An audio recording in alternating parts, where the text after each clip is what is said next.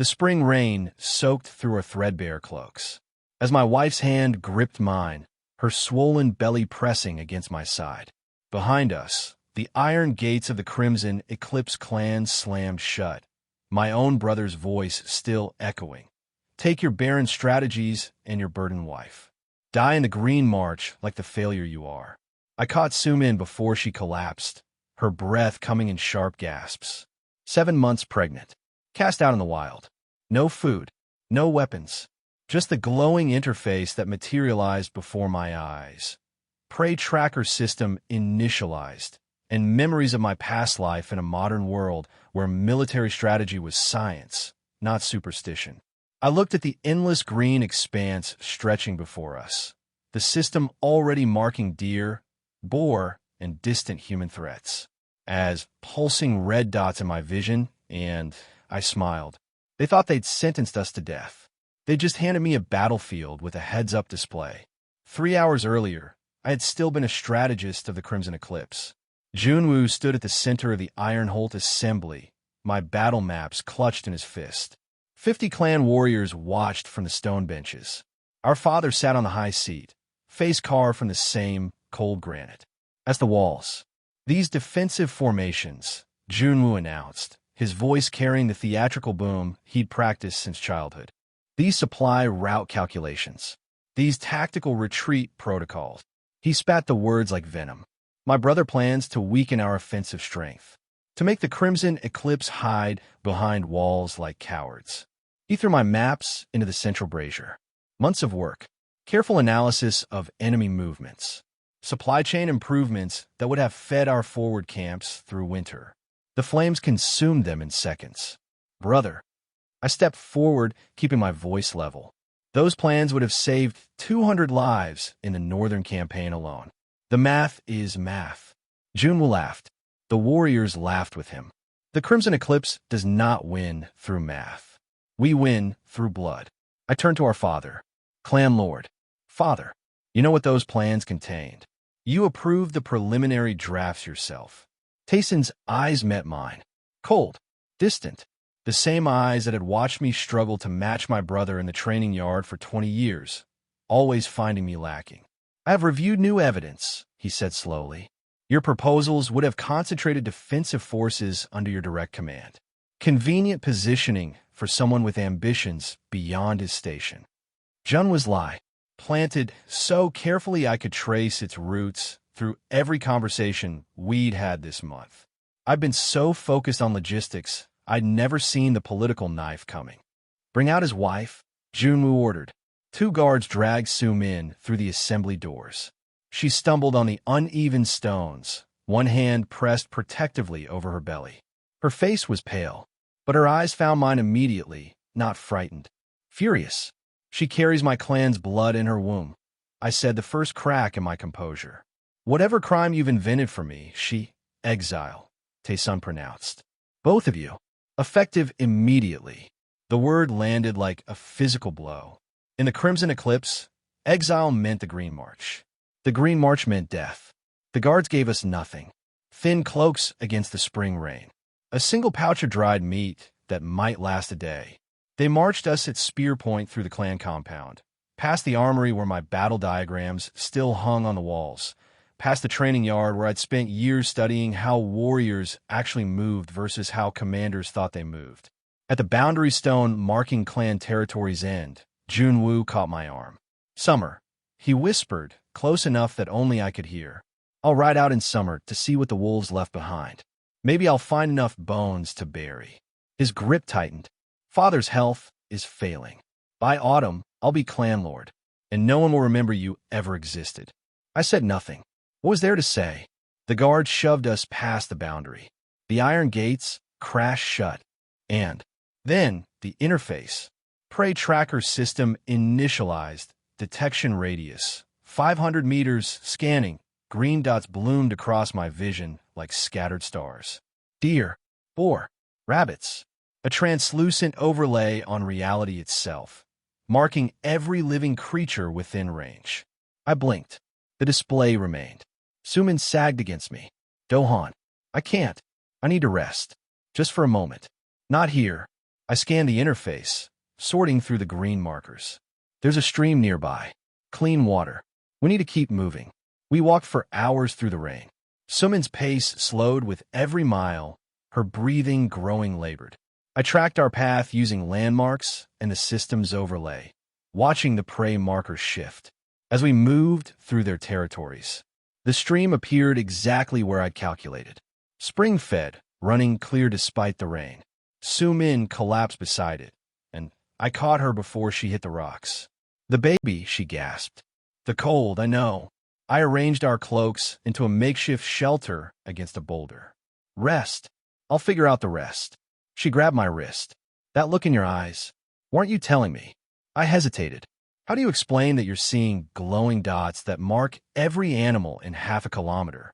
That memories of a past life where you studied military history at something called a university keep surfacing like dreams you can't shake?" "Later," I said. "Sleep now." She was unconscious within minutes, exhaustion finally claiming her. That's when the red dots appeared. Warning: predator signatures detected. Species: gray wolf. Count: 7. Distance: 400 meters. Approaching: 7 wolves. Moving in a loose formation toward our position. The system tracked their approach vector, updating every few seconds. 400 meters. 350. 300. I had maybe 2 hours before they reached us. No weapons. No help. Just a pregnant wife and a heads-up display showing exactly where my death was coming from. In my past life, I'd written a thesis on the defensive use of terrain in asymmetric warfare. The professor had given me top marks. Time to see if theory survived contact with reality. I surveyed our position. The spring stream cut through a narrow gap between 2 rock formations, natural choke point. Wolves hunted in packs, used numbers to overwhelm prey. If I could force them into single-file approach, their advantage disappeared. I worked fast. Dead branches became a crude barrier across the widest approach. Wet leaves and mud packed the gaps. Not strong enough to stop a determined wolf, but strong enough to slow them, make them hesitate. The fire took 3 attempts with damp wood. But I'd learned fire-starting techniques in a survival course that wouldn't exist for centuries. Small flames caught. I positioned them to cast maximum light toward the barrier, making our tiny camp look larger, more threatening. Predator distance: 100 meters. Predator status: circling. The wolves came with the darkness. I heard them before I saw them. Low growls, the pad of wet paws on stone. Yellow eyes reflected our firelight from beyond the barrier. One pushed through a gap. I grabbed a burning branch and thrust it forward, shouting. The wolf yelped, retreated. They tested every angle. The choke point held. Each time they tried to mass, I was there with fire and noise, forcing them back into single approaches where their pack tactics meant nothing. The night lasted forever. When dawn broke, the wolves finally retreated. The system tracked their red dots, moving away 3 kilometers, 5, until they vanished beyond my range. Sumin slept through it all, protected by rock and fire and calculations no one in this world would call anything but useless theory. I watched the sun rise over the green march. My detection radius pulsed with green markers, deer herds moving through a valley to the east, boar rooting near a fallen oak to the north, fish signatures clustering in a deeper pool downstream. My brother had exiled us here to die. Instead, he'd sent me to a land where my system could track every threat and every resource for miles. If I could feed us with this power, I could feed a family. If I could use terrain against wolves, I could use it against raiders, against soldiers, against my brother himself when he came to check on our bones. Sumin stirred. Her hand found mine. "We survived," she whispered. I squeezed back, watching the prey markers pulse across the green expanse stretching before us. We're going to do more than survive. The mining outpost emerged from the hillside like a forgotten tomb. 12 days of careful movement through the green march had led us here. Stone walls half swallowed by spring vines, a single narrow entrance barely wide enough for 2 men abreast, and inside, the sound of water. I activated the prey tracker system. Green markers pulsed across my vision. Deer signatures clustered in the valley below, boar rooting through the eastern underbrush, fish in a stream cutting through the basin. But it was the blue glow inside the outpost that made me stop. No hostile red. No ambush waiting. Stay here. I moved through the entrance with my makeshift spear raised. The interior opened into a chamber twice the size of our clan home's great hall. A natural spring bubbled from a crack in the stone floor, feeding a pool that drained through a channel someone had carved generations ago. Mining tools rusted against the far wall. Wooden supports had rotted, but the stone held firm. My detection radius pulsed again. Within 500 meters, 47 green signatures. Game enough to feed a village. Dohan. Sumin's voice echoed from the entrance. I walked back to her, took her hand, and led her inside. This is where we build. Sumin found the spring root on day 14. I'd been hunting. The prey tracker system made it almost unfair. A cluster of green markers moved through a game trail 200 meters north.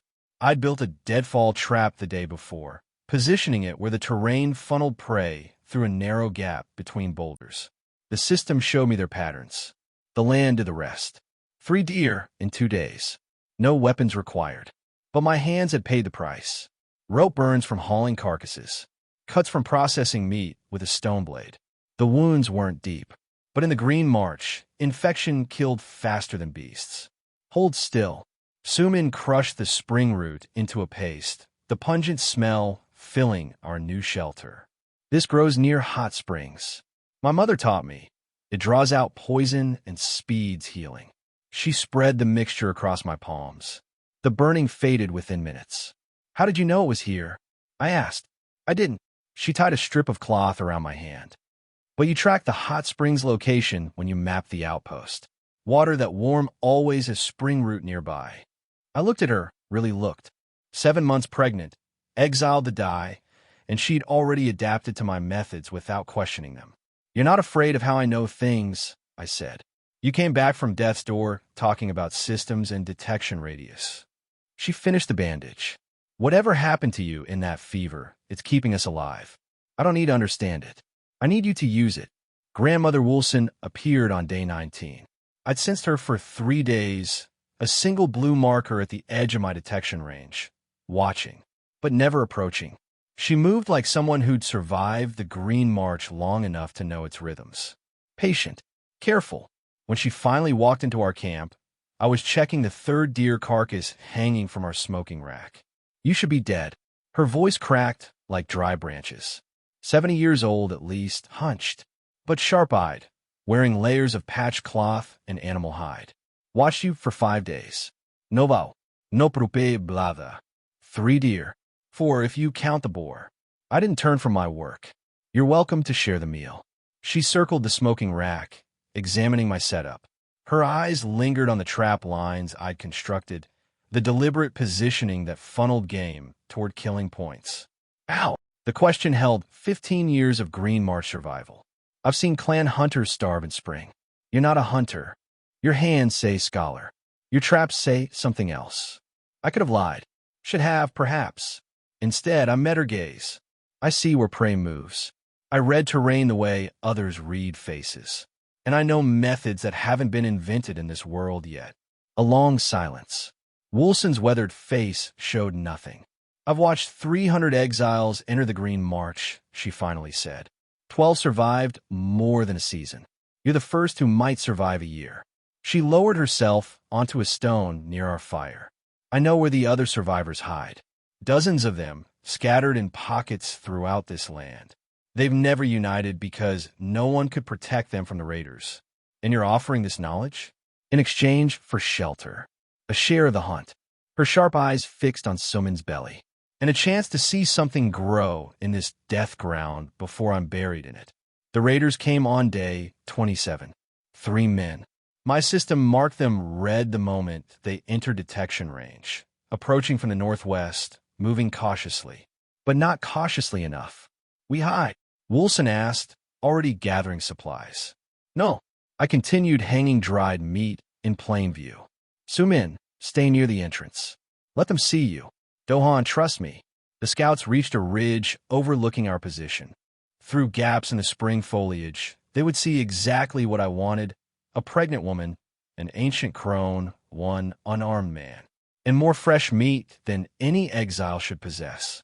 They watched for an hour. Then they withdrew north. Woolson found me that evening, reinforcing the outpost's single entrance with sharpened stakes. You let them see us. Not question. You let them see the food. They'll report to their leader. A soft target with resources worth taking. 20 men, Woolson said quietly. That's how many Black Maw's band carries. They'll come through the northern pass. Only route wide enough for a force that size. In 3 days, I drove another stake into the earth. They'll expect easy victims. They won't expect the terrain working against them. They won't expect a man who knows exactly where they are from the moment they enter this valley. And then I straightened, wiping dirt from my hands. The prey tracker system pulsed in my vision. Green markers in the forest, blue for Woolson and Su Min, and soon, red dots approaching through a killing ground I'd already mapped. 20 men will enter the northern pass, I said. 21 won't leave. Behind me, I heard Su Min's sharp intake of breath. When I turned, she was watching me with new eyes, not looking at the dismissed theorist the Crimson Eclipse clan had mocked for years. She was seeing someone else entirely. Someone reborn with knowledge no exile should possess. Someone dangerous. The first raider died without knowing I existed. I watched from the ridge, as 18 men filed into the northern pass, their torches bobbing like fireflies in the pre-dawn mist. The prey tracker system painted them crimson in my vision, 18 red markers moving exactly where I predicted they would move 30 days. After we first arrived in the Green March, the fire had been burning for 6 hours. The boulder above the pass entrance glowed with trapped heat, its structural integrity compromised in ways these men couldn't see. I kicked the support beam. The sound that followed wasn't thunder. It was the earth swallowing men whole. The superheated rock shattered on impact, sending razor fragments through the lead group, while the pass walls collapsed inward. 11 markers winked out simultaneously.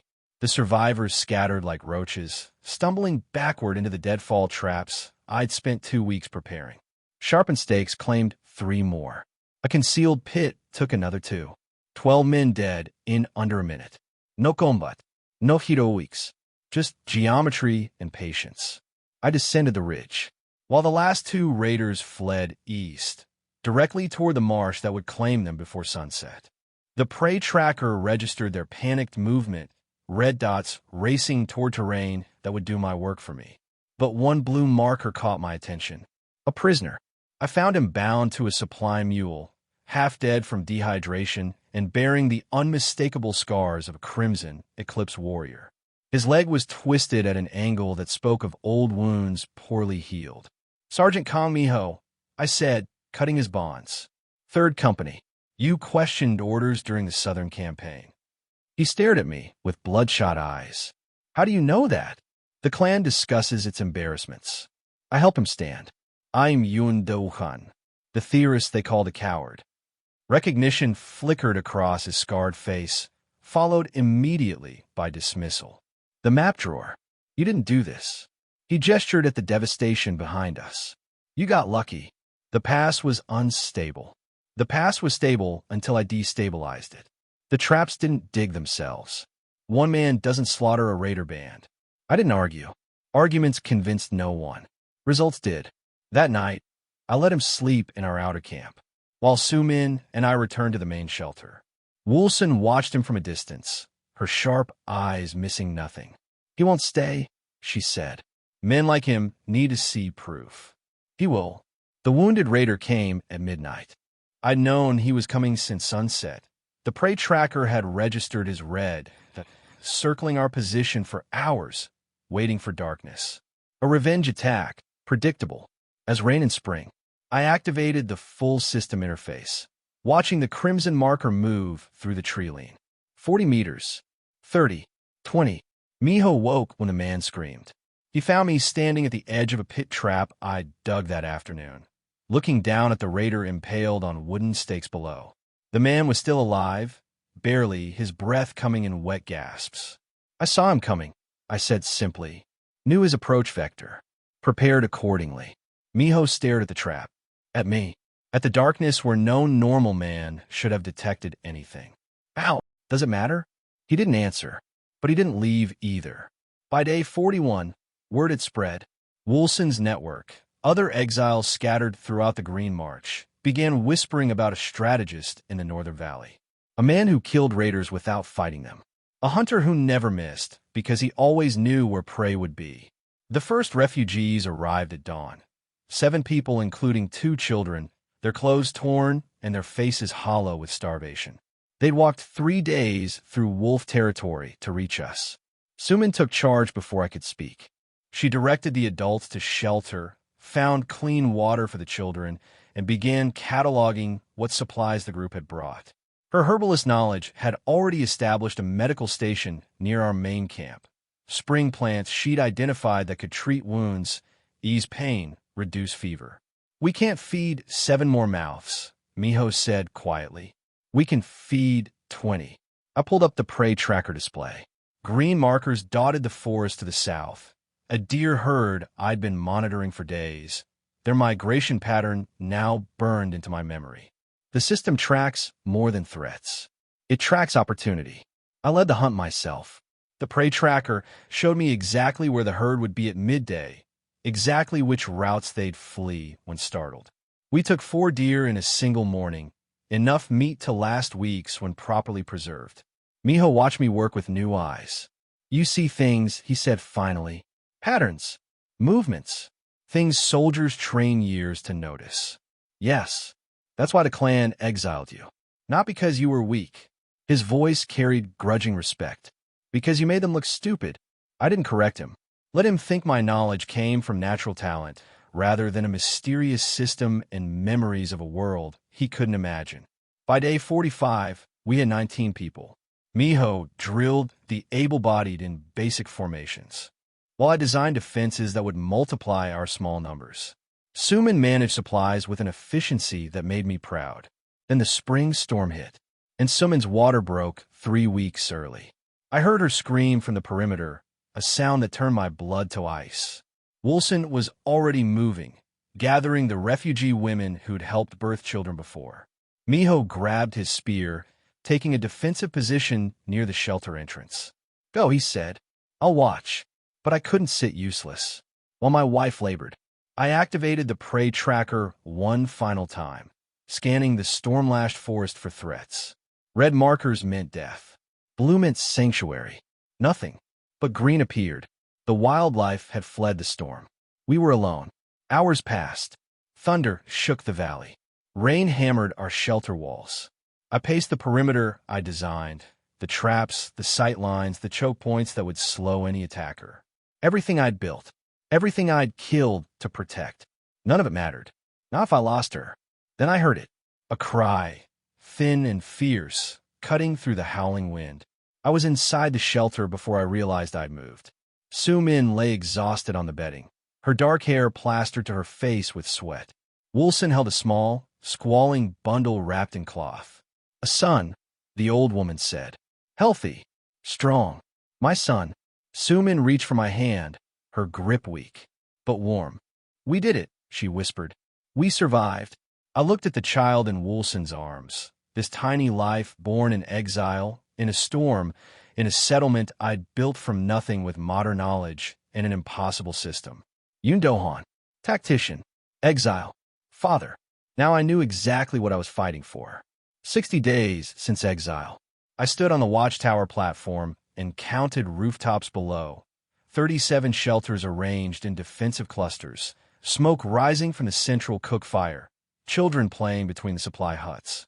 Shadow Crest. The name came from the refugees themselves.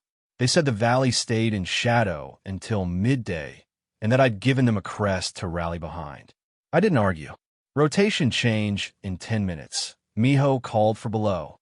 His limp didn't slow him anymore. He'd adapted, compensated, turned his weakness into a teaching point for the others.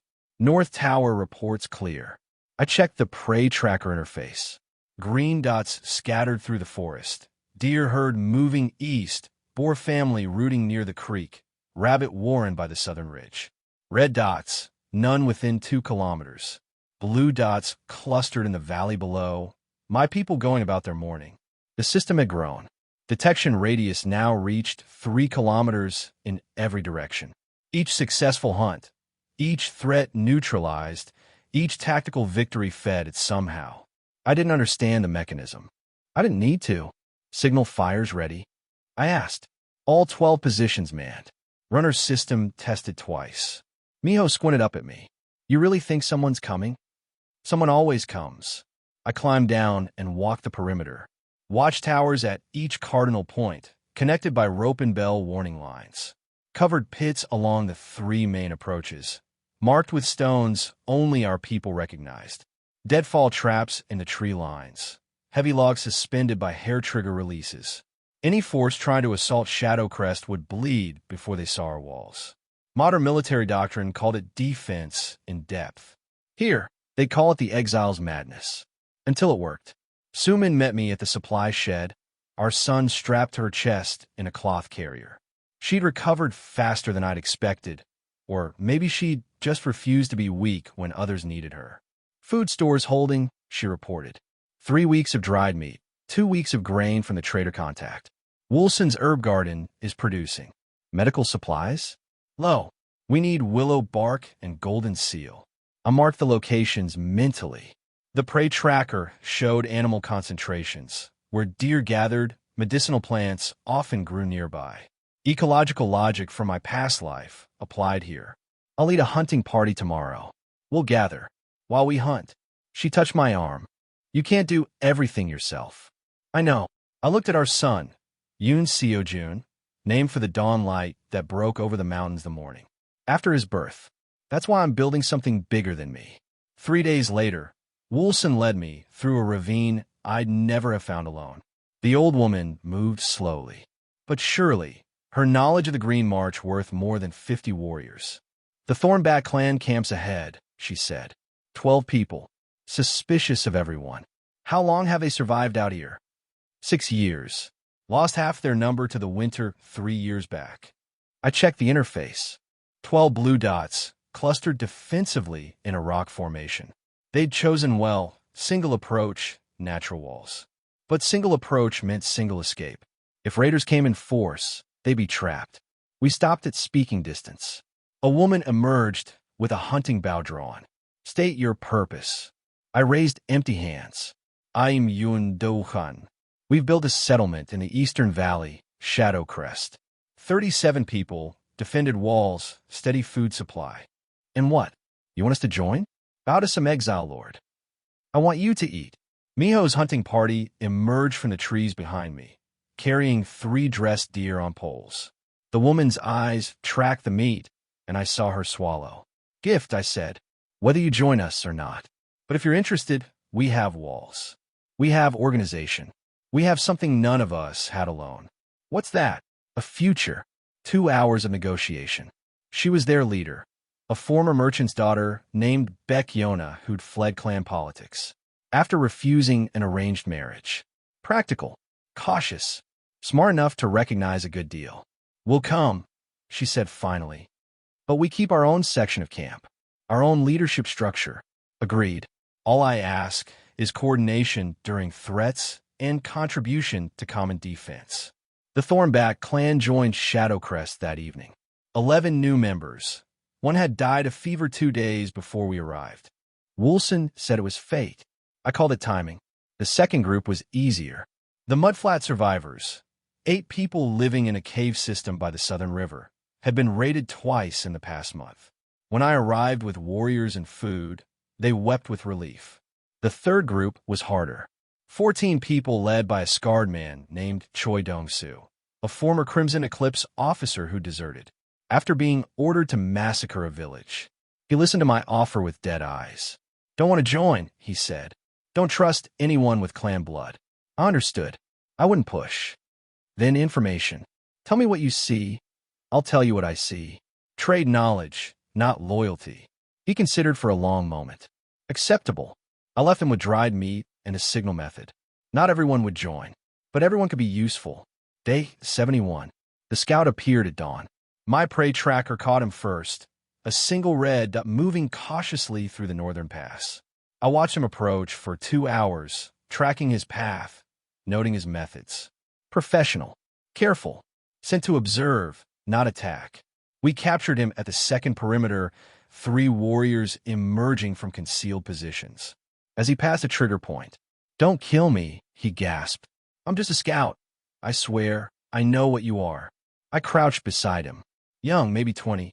Iron Holt clan insignia, not Crimson Eclipse. So Junwoo had borrowed resources. Interesting. You were sent to confirm the exiles died. Report back that we starved or were eaten by beasts. His silence confirmed it. "I'm going to let you go," I said, "with a message from my brother. Can you remember it exactly?" Igriegajis. Tell Yoon Junwoo this. His map drawer built something he never could. Tell him to come see for himself. I smiled. "Can you remember that?" He nodded frantically. "Good. Release him." Miho grabbed my arm the moment the scout disappeared into the forest. "Have you lost your mind?" His scarred face twisted with disbelief. "You just invited the Crimson Eclipse to attack us. You told them exactly where we are. They already knew approximately where we are. Now they'll know we're not afraid. We should be afraid. Junwoo will come with 100 warriors. He'll come with what he can gather quickly. Pride won't let him wait, and available resources won't let him bring overwhelming force." I'd studied military history in my past life. I knew how men like Junwoo thought. 80 warriors, maybe 90. He'll want to handle this personally, prove his strength. And he'll come soon, before summer dries the passes and makes travel easier. Miho stared at me. "You want him to attack now." "I want him to attack when I choose the terms." I gestured at the valley around us. The watchtowers, the traps, the interlocking fields of fire I'd designed using modern defensive doctrine. Late spring means swollen rivers cutting off flanking routes.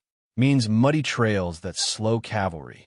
Means my prey tracker at maximum effectiveness because every animal in this forest is moving, feeding, establishing territory, and their patterns show me every path through this terrain.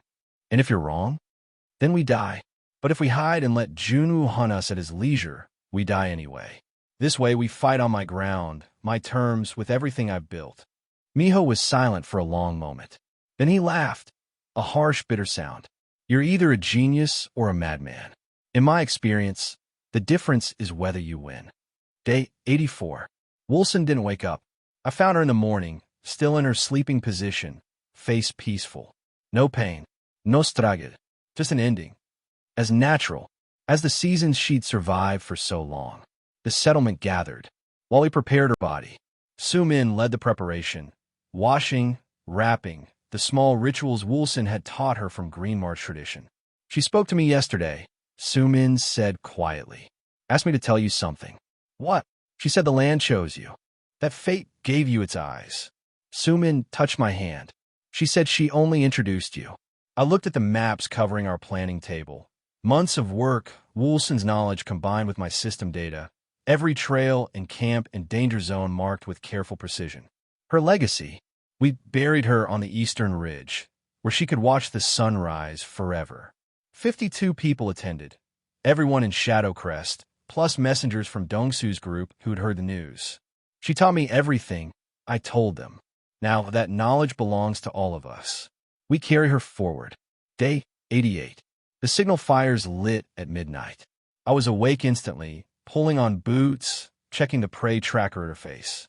Red dots, dozens of them, streaming through the northern pass like blood flowing through a wound. "They're here," Miho reported, bursting into the command hut.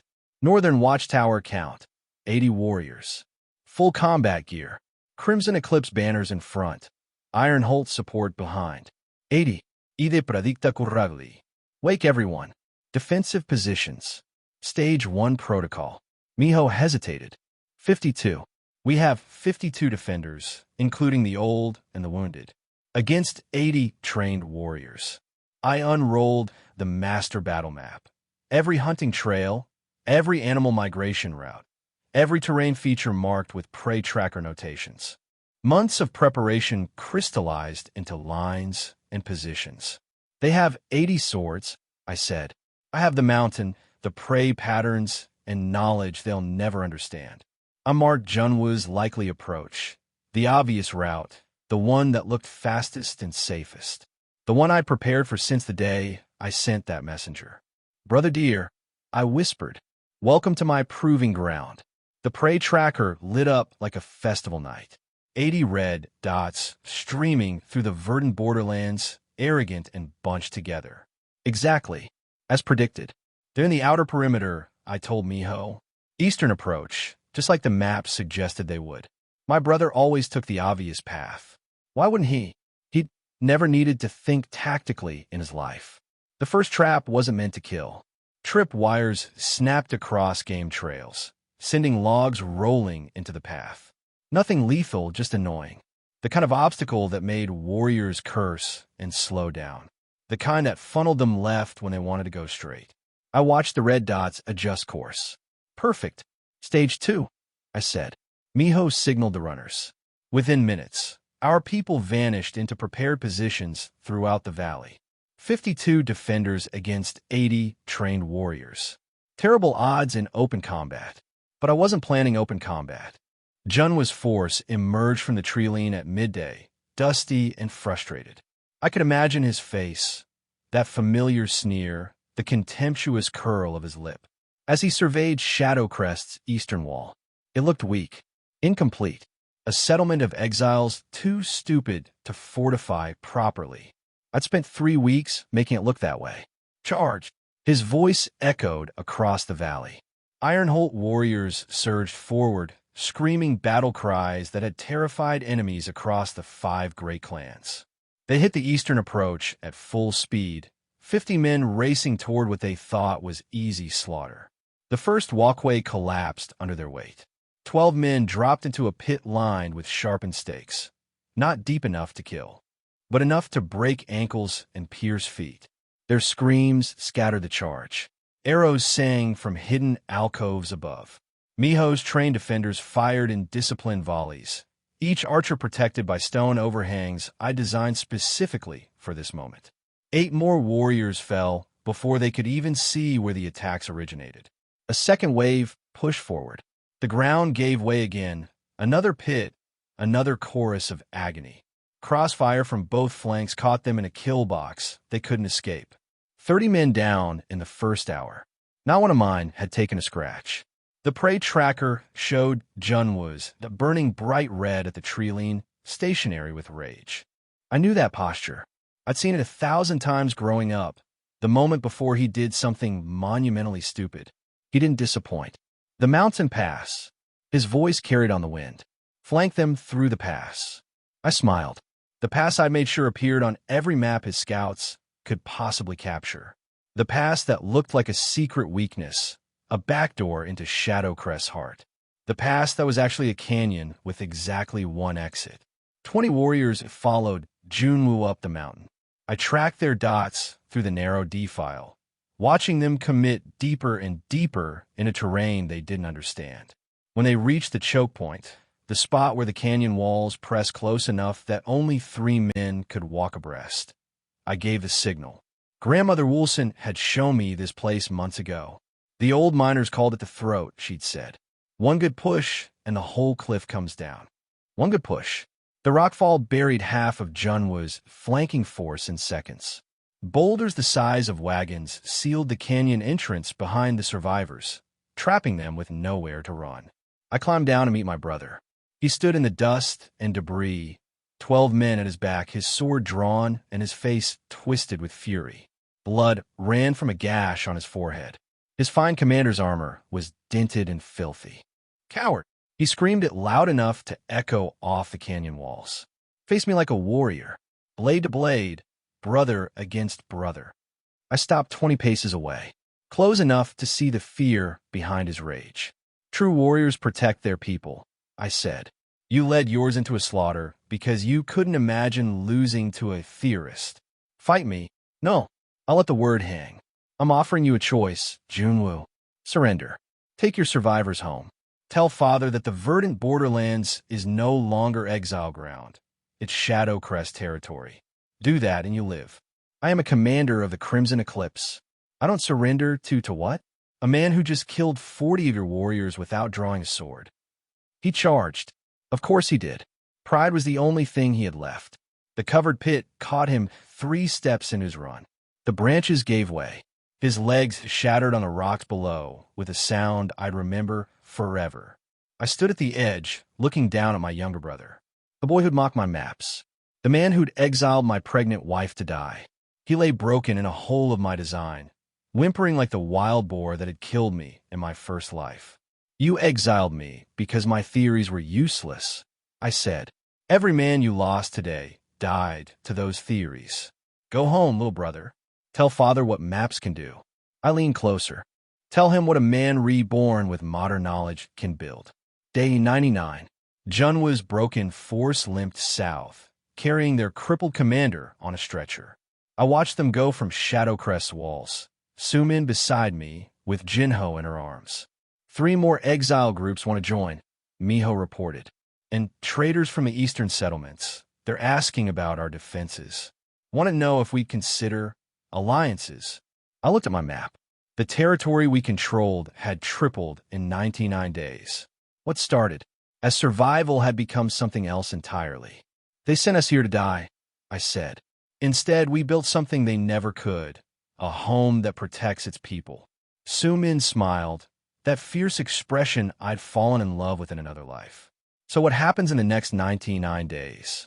I opened my mouth to answer. The prey tracker flared. Not red, not green, not blue. A new color I'd never seen before, blinding gold, erupted across my vision. Hundreds of dots. No, thousands. Streaming from the northern mountains like a flood. The system pulsed with words I'd never received. Apex predator detected. Classification. Unknown. Threat level. Extinction. The gold dots moved faster than any army. Faster than any beast migration I'd tracked. They poured through valleys and over ridges, consuming everything in their path. And at their center, one dot burned brighter than the sun itself. Doha. Sumin's voice seemed distant. What's wrong? You've gone pale. I stared north. The mountains had always been empty. Grandmother Wilson said nothing lived beyond the peaks. Nothing human, nothing animal, nothing at all. She was wrong. Something was coming. Something that made Junwa's army look like children playing at war. And it would reach Shadow Crest in 3 days.